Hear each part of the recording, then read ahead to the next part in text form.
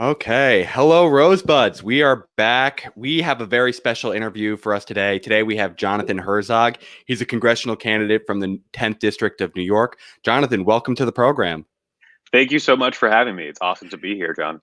I'm really thrilled to be able to have you here. For the Rosebuds that have been watching this week, you saw that we did some congressional endorsements this week, and it was really trying to focus on people who had highlighted, democratic reform and economic reform so that we all as individuals can be empowered. And Jonathan was one of those people on that list. And so I wanted to be able to bring him in so that we can really talk through what his inspiration for running it was, what he wanted to do in terms of a leadership style to actually accomplish his agenda, and really what his top priorities are. With that being said, John, I'm sure you answer this all the time, but like, what was your inspiration for running? Why did you decide to run for Congress? Absolutely. Well, thank you so much again, John. Thank you for your leadership to the whole community and growing network of the Hill of Roses. It's awesome. It's epic. So, as you said, I'm Jonathan Herzog. I'm an organizer, educator, advocate for universal basic income, running for Congress in New York's 10th district, which is the entire west side of Manhattan and South Brooklyn. I'm endorsed by Andrew Yang. And the reason I'm running is that we're going through a global pandemic. We're going through the fourth industrial revolution. 26 million people are unemployed. More than 50,000 have died. And Congress is still on recess. More than a million New Yorkers are unemployed. More than 10,000 have died in New York City alone. And Congress is still on recess. So we need now more than ever representatives who understand the structural crises we're going through and have a clear vision and track record to tackle them. That's why I'm running. That's why I'm running here in my home in the 10th district where I was born and raised. And so grateful again to be here today to talk about it. Well, that's a great reason for running. Personally, in my own job experience, I work for IBM as a consultant, and firsthand, we're on the front lines of doing a lot of this automation work. So you're absolutely right that there is this large transformation of the economy that's undergoing that most people are just not privy to. They have not had that exposure to being in the rooms where they talk about how can we eliminate all these jobs so that we can be saving on costs and we can be reducing our risks. And automation isn't a boogeyman. It's not a bad thing necessarily, but it has some harmful side like consequences that if we don't properly prepare for, it can be dire. And so I think that's a really great reason you're running.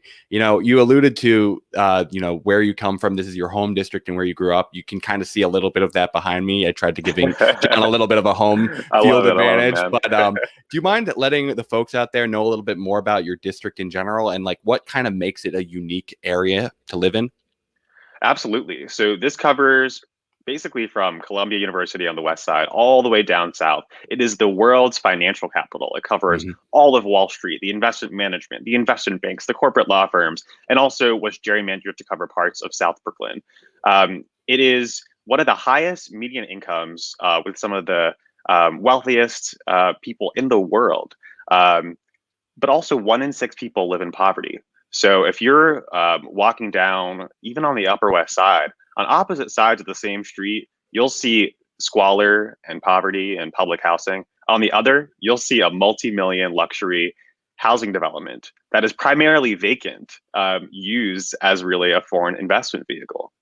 So this is the reality. The 10th district is in many ways ground zero, the microcosm for the winner take all um, direction of our economy, for the financialization of our economy, and of the automation of the most common jobs. Because before COVID, again, 16% of people couldn't meet their basic needs Mhm. in the wealthiest cities, in the wealthiest countries in the history of the world. Before COVID in New York City, in the 10th district, nearly 20% of our stores were closing as is. So, to your point, it is a very interesting and strange place to live. It is home for me. Uh, my parents immigrated here more than 25 years ago, born and raised on the West Side. It is one of the most highly educated districts, disproportionately, just filled with young urban professionals, one of the most liberal districts in the Yeah. country. But again, it is this bipolar, really hyper split between the extreme winners and the extreme losers, sometimes on opposite sides of the same street. Yeah, no, I think that's a really important distinction to be made that, metrics in general might categorize your area as one of the most successful, one of the most economically prosperous areas. But, if there's so much division between the two groups, how can you actually properly measure the true success of it? When you've been talking to constituents in your area, what are some of the things that they are talking to as some of their largest issues? What is really concerning them day to day?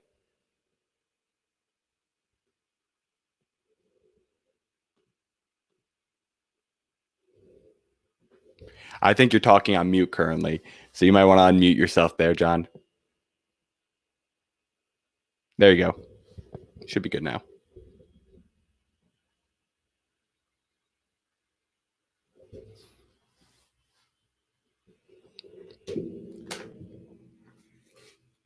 Can you hear me, John?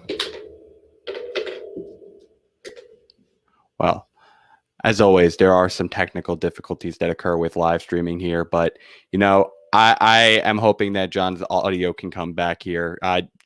Essentially, just to make sure that you had heard the question that I had said beforehand. Um, Essentially, I wanted to just ask, what are the real concerns that your constituents are coming to you with? What is really the problem cases that they want you to be able to solve in terms of representation?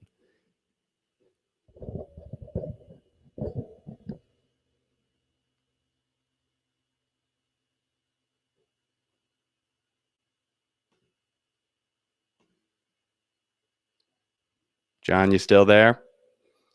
Looks like we're having some audio and video technical difficulties here with John. Hopefully, he should be able to join back in soon. I think to be able to speak to some of the concerns that were in that area, he clearly mentioned some of this, hyper focused division of economic inequality in his area that hopefully, he can speak to more. I know one of the big things, as he said, it's pretty rare in general for Andrew Yang to have made an endorsement already. So I think that's a really big impact that he's already had. And you'll see kind of a lot of similarities between the two platforms that they share.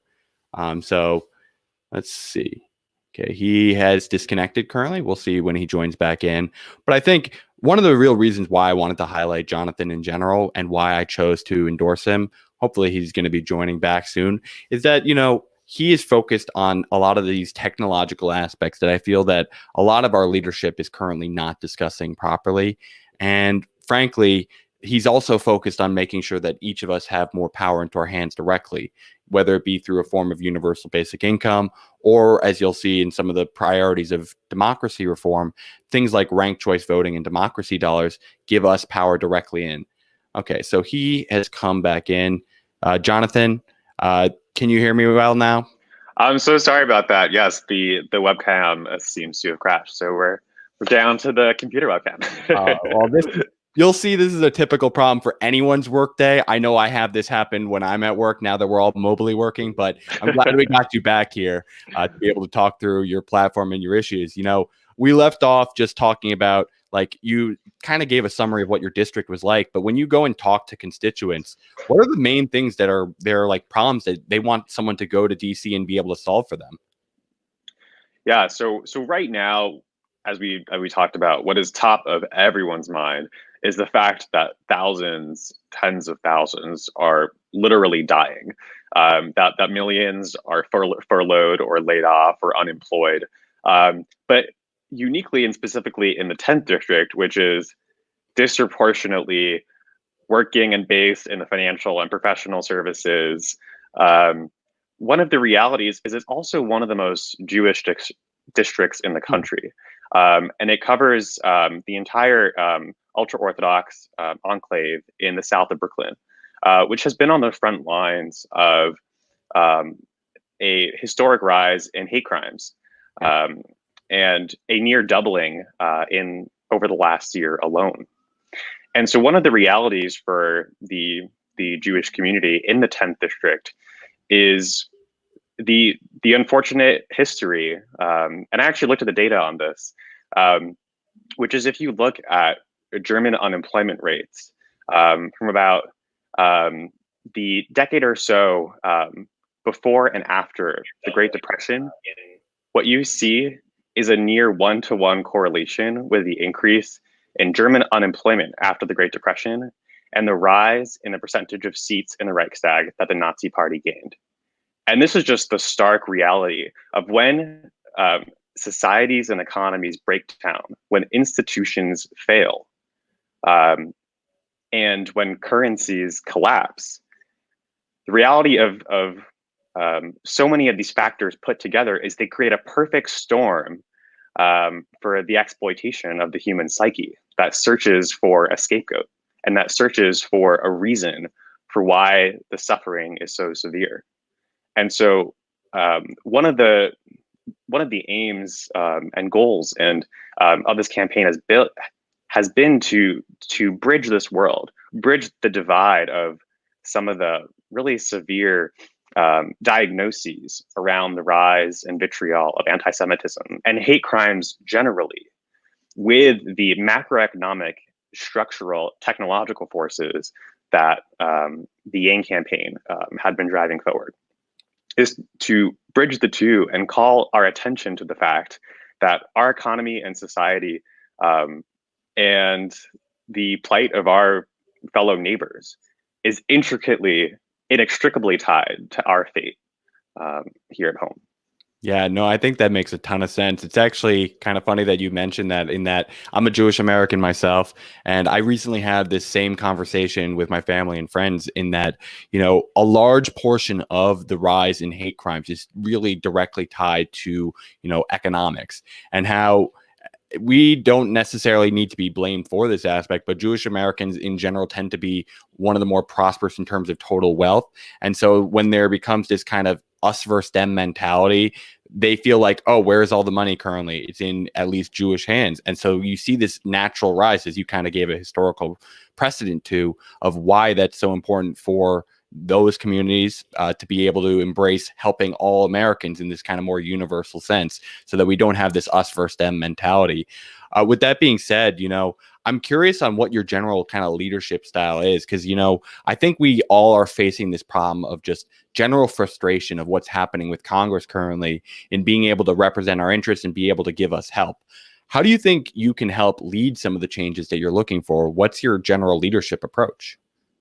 Absolutely. And just before I get to that, I think one other thing I'll say to what you had mentioned so aptly is this isn't unique or just even particular to just the Jewish community. One other attribute of the 10th district of New York is that it's also the gayest district in the entire country. And so it has tens of thousands of LGBTQ Americans who, again, historically, if you look at what has united the far left and the far right and the fringes in the search for scapegoats, is, again, it's hate crimes that are on the rise, that just illustrate what scarcity and what a sense of pervasive social insecurity can do. But to the question of the leadership style broadly, the kind of long-winded way of saying it is evidence-based universal liberalism. The short, kind of more colloquial way is just follow the data, start with the math and the science, and then lead with policy that invites and brings in all people, an inclusive vision for deep freedom and not just shallow equality. And what that means fundamentally is not accepting the institutional framework that exists as the only set of alternatives, but actually offering a new progressive alternative.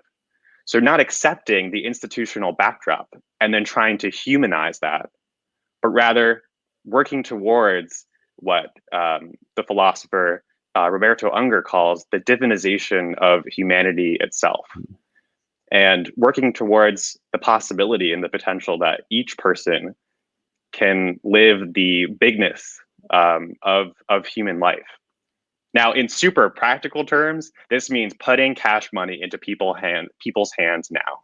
Yeah. And in super practical terms, in terms of what I did, was I saw this campaign of 5 people at the time with no press, no money, no polls, no nothing. I was a student at Harvard Law School. I was co-president of student government, really steeped in the, in that institution. Yeah. And I heard about this random Asian guy named Andrew Yang fighting for a universal basic income, the vision that Martin Luther King had championed 50 years ago. And I said, I have to drop everything and do all I can to get this man elected. And so I left.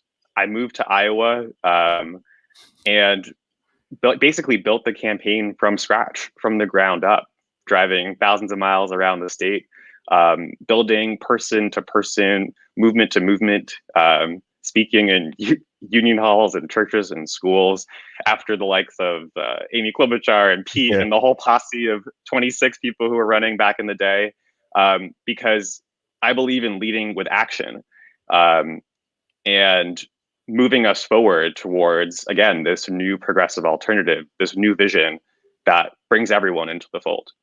Yeah, I really like a lot of those values that you're talking about, as well as it's really cool to meet someone who is such an early adopter of that campaign. I only found out about it in the year 2019, and it seems like you found out about it way, way earlier than that. So kudos on you for that. But I think one thing I wanted to focus on in that leadership style is how do you go when you're not just talking to the people who kind of get that there's this dysfunction, that we need to be putting more power into people's hands.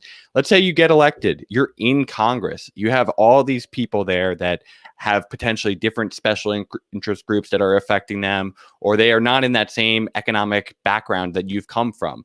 How do you try and reach them? What do you try and do to actually get those types of individuals on your side? So I think the first thing I'll say is we saw with the success and the tailwinds of the Bernie movement and of Justice Democrats that even a handful of wins, big wins, can send shockwaves through the political system, especially right here in New York. When you upend the norms and upend the possibility of how much money you really do need to win one of these races and what the margins really are. And so I mean, Alexandria and the whole squad have driven the entire narrative, forcing at a minimum every single incumbent, every single presidential candidate to at least take a stance on Medicare for all, on the Green New Deal, on their entire agenda. So I would say first and foremost, we're running to win, and we have a clear pathway where we just need 2% of all people who live in the 10th district of New York to win the seat on June 23rd.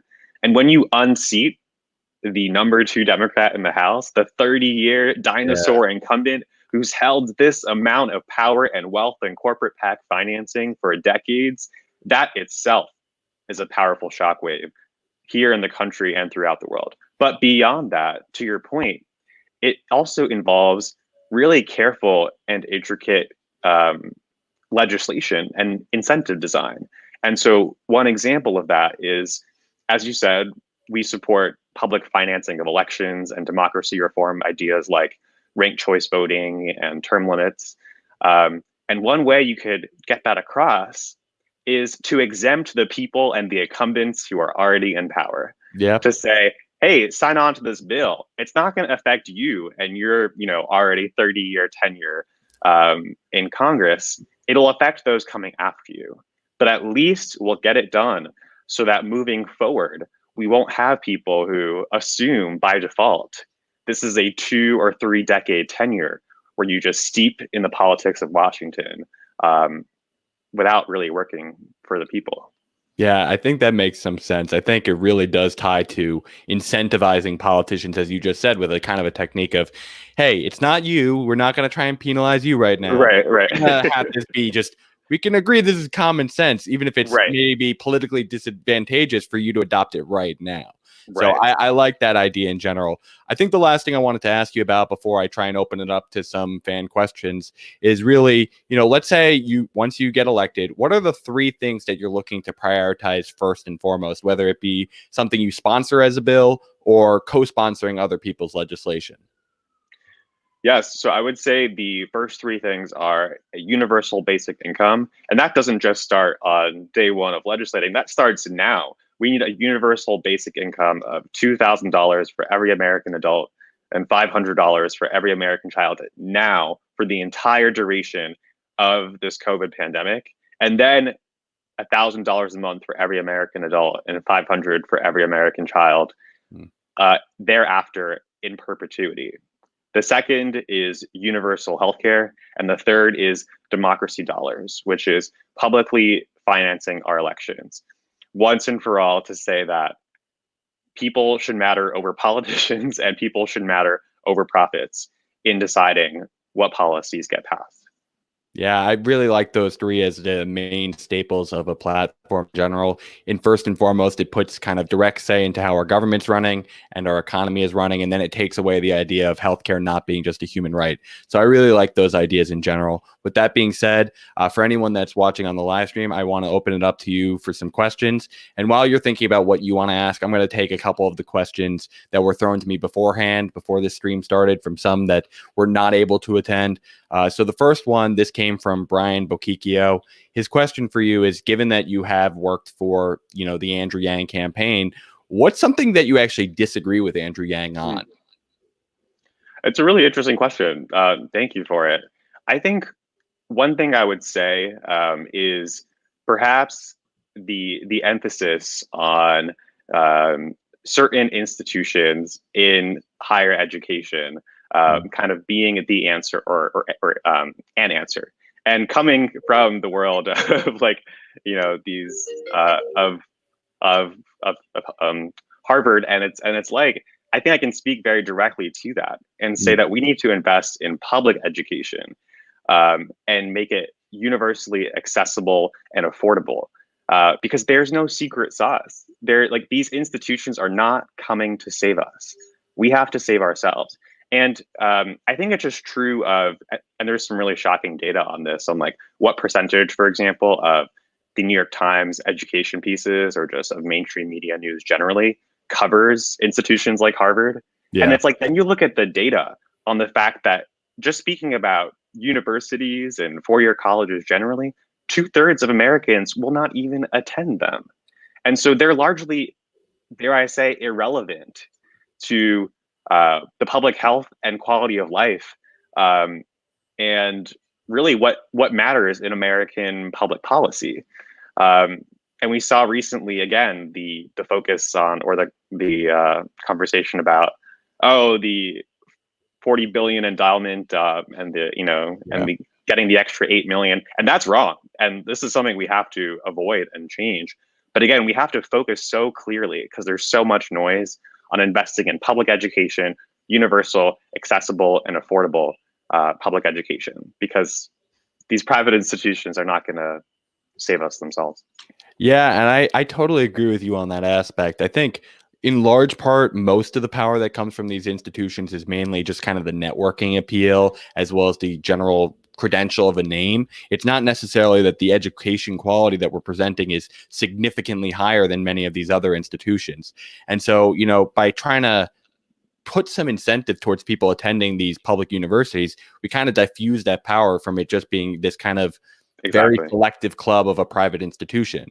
And like, I know it's not going to be the same difference. If I'm still a wealthy individual, I might still go to Harvard, and you should still have the right, obviously, to go if you are qualified. But it gives you some, idea of maybe wanting to distribute people across this country, because frankly, a lot of people end up settling around where they go to school a lot of the times. That's how we kind of have this big brain drain in the country, is the top most talented individuals go off to school, and then they kind of get themselves stuck there, because where do they get jobs? Most of the people that come in for like these career shows at campuses are from those local areas. And so you have this real sucking of talent away, where we can be putting people back into their communities and help rebuild a lot of these lost towns. So I think that's a really good area to have some disagreement with Yang there. I do think, we don't obviously want everyone to go to university. I do agree with him. We do want some more people going to trade school, but we should be making it tuition free to go to a public university. Okay, so the next question I have here is from H Country Ball. His question is, what do you think should be the general approach the United States should take in terms of their relationship with China? Do you think that it needs to be more of an interventionist, going to trade war type scenario? Or do you think that we should be having more of a free trade relationship and embracing, some of those TPP style deals that we've put on the back burner for now? I think many of our models and our notions of global competition or global cooperation are a little bit outdated, given the fact that the existential crises we're talking about in climate change, in loose nuclear material and nuclear war, and the AI arms race and the automation of the most common jobs globally require a level of interdependence, and also the time frame is so accelerated to the point where we don't have decades to fight another Cold War. Um, and so I think we have to fundamentally shift it on its head. And there was a recent piece that gained a lot of buzz in the entrepreneurial community about it's time to build. It's time to create massive investments in infrastructure, in energy, and creating just great public works here at home. And I think one of the pieces that that piece missed was that so many of these challenges will not be solved with market-based solutions. And so I think one of the best ways we can outcompete and protect our interests here at home, as well as humanitarian rights abroad, is to be as is to be as strong and whole and invested in our public and common good here in the United States. And if we were to establish and lead the way, for example, on data privacy rights and a data bill of rights, and say whole cloth that we will not allow, for instance, the Clearview AI facial recognition scandal become the next Cambridge Analytica scandal to the nth degree. If we show what we can do here in the United States, then we will have much stronger moral ground and standing to critique China on its human rights abuses, particularly in the realm of data privacy and facial recognition. Yeah, I strongly agree with your general approach, Jonathan, which is if you want to compete with these foreign actors, the biggest way you do it is first investing at home. I think first and foremost, that's how you build up a competitive advantage, is not how do you do a trade war with these groups and trying to fight with them on tariffs, but really saying, let's build a competitive advantage here. Let's build that differentiating factor that makes people have to come work with us because we've built that innovation and we've built that sustainable practice where, our economy is not just going to shut down immediately. I mean, this is a very rare case, but we can be a very reliable partner that you can depend on. I think that's a really important idea. So now I'm going to ask, I think this should be maybe the final question for now, unless something new pops up. But this comes from Evan Grace, and they wanted to ask you what you think could have been done better in terms of managing the overall Democratic primary in general, as well as do you believe that there should be such a thing as a Democratic unity pledge that all these Democratic candidates had to sign on to start the Democratic primary? And we're talking about the presidential primary. The presidential primary, yeah. At least it seems like that's what they care about. Gotcha. Yeah, gosh, wow. There, where do we begin? How much time do we have? But I think one thing that comes to mind, and I know we just, gosh, I mean, it seems like so long ago, but really wasn't that many weeks ago. I know, right? But these debates are such a missed opportunity. I mean, we just kind of take for granted that debate is a euphemism for soundbite gotcha zingers. And it's just such a debasement of democratic norms and civic discourse. And this is the Democratic Party we're talking about. This is like the official DNC co-sponsored with our leading, sense-making machine media apparatuses. Like, this is the best we could do. And so I think one of the biggest rooms for improvement is enabling for a real debate. I mean, you, John, and this platform is offering more substantive, longer form means of diving into the actual policy and the ideas than the presidential debates. And that's terrifying. That was such a shame. I was so thankful when we got to do the first one with Scott Santens, Nico House, and Stephanie Quailo. Yeah, I was we went 4 hours. Could you imagine going 4 hours with 10 people, let alone 3 in that case? You get to a whole level of breadth. But I wanted to go back to that same question. What did you think about the, Democratic unity pledge that all these candidates had to sign? Do you think that's a good thing that they should sign, or should that be something that we don't have as a party? Yeah, that's a really tough one. I mean, I guess they were all basically forced to sign it. I think, unfortunately, given the party duopoly and kind of the court rulings around them as private entities is they can do whatever they want, and that's terrifying. And we have to break that stranglehold that they have on our politics. I think there was definitely a very early capitulation, the entire field. But I can also empathize to some degree because there is the sense that we have this existential threat, kind of waiting for us on the other side. So it's a very tough one. We need to fundamentally restructure and reform democracy first, and breaking that stranglehold is a part of it. But I can understand people feeling like we all have to unite and get behind, the person who has the most amount of delegates. But it's frustrating and disappointing, and we need to change it. We really need to change it. Yeah, and I kind of agree with that general approach. I think there's bigger fish to fry than just the unity pledge, and I kind of do see two sides of this coin. Like if you are trying to run to be the basic head of the party in a way, not like the DNC lead, but the president is kind of the leader of the whole party if they become elected, then you kind of want to say you're going to be a little bit united to this party. But like it really is, like, I think more, as you said, it's kind of a distraction. Is that the big problem? No, the problem is that we didn't have a fair system for the people we want in the first place to win. Because you know for sure if it was the people we liked, we would be like, yeah, everyone get in line, be united. Right. So I think you're right there. But with that being said, Jonathan, I wanted to thank you again for coming on today. I'm really appreciative that you are running for office and championing these policies, as well as taking the time to be able to speak with me today. I just wanted to give you a minute or so to plug anything else in terms of how people can potentially get involved and help you out.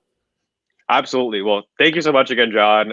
Thank you to your awesome community. The website is herzog2020.com to sign up to volunteer. Everything right now is digital. We have 8 weeks to, again, get just 2% of the entire population in New York's 10th district to fight for a new way forward, fight for this vision of a new progressive alternative that brings us all into the fold. So it's herzog2020.com. If you are on social, it's at Jonathan Herzog 5 on Twitter, Jonathan Herzog 2020 on Instagram and on Facebook. And just thank you so much again. Yeah, no, thank you again for coming on. And I intend to be trying to start my own phone banking sessions for all of these candidates I've endorsed coming next week. So, if you want to join me as well in trying to help Jonathan get elected, please go to herzog2020.com and get started to be able to do that. But again, Jonathan, thank you so much for coming on. And Rosebud, stick around. In roughly 13 minutes, we're going to be starting our second interview with another candidate who's championing very similar platforms in Mel Gargarin. He's running in New York's 6th district. And so I hope you all stick around to be able to hear that as well. But Jonathan, thank you again, and I look forward to working with you in the future. Thanks, man. Stay safe. Yep, you too.